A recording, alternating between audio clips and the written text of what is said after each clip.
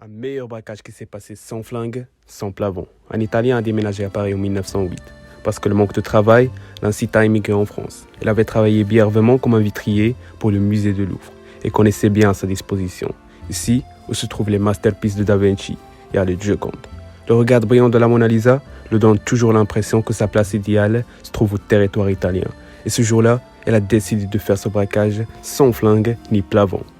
Le 21 août 1911, Perugia rentre dans le Louvre à 7 h du matin. Vêtue de sa blouse de travail, elle a simplement enlevé la peinture de son crochet, l'a cachée sous sa blouse et s'enfuir dans une cage d'escalier de service à proximité.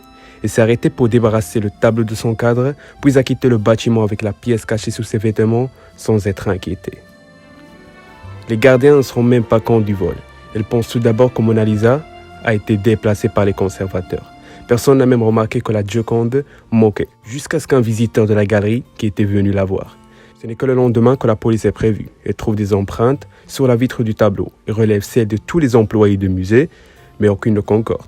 Les forces de l'ordre suspectent même des célèbres artistes, comme Picasso et Apollinaire, parce qu'ils étaient liés à une affaire de vol d'œuvres d'art.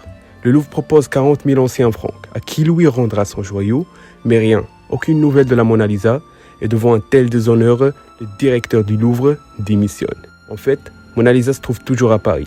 Dans un petit appartement du 19e arrondissement, un homme garde précieusement sous son lit un trésor national, la Gioconde, caché dans le double fond du mal en bois pendant 2 ans.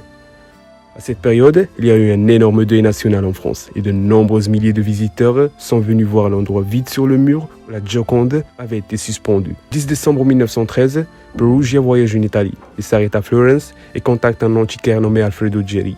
Il lui annonça qu'il possède un célèbre tableau caché dans le double fond du mal. Il est prêt à lui céder contre 500 000 lire et d'assurer que la peinture ne serait jamais retournée en France. Alfredo Geri se rend dans la chambre d'hôtel du voleur et découvre la Gioconde. Il lui demande un peu du temps pour pouvoir trouver un acheteur. Mais en fait, ce mec-là, il prévient la police. Le tribunal condamne à Perugia 1 an et 15 jours de prison, peine qu'il n'accomplit pas dans sa totalité. Le 4 janvier 1914, la Gioconde retrouvait le Louvre finalement. Perugia et sa libération, il sert dans l'armée italienne lors de la Première Guerre mondiale. Par la suite, il se marie et retourne à Paris où il ouvre un magasin de peinture. Il y a 2 catégories de voleurs en ce bas monde. Ceux qui volent pour s'enrichir et ceux qui volent pour donner un sens à leur vie. Mais le cas de Perugia est si différent. Elle a rentré dans l'histoire sans faire exprès.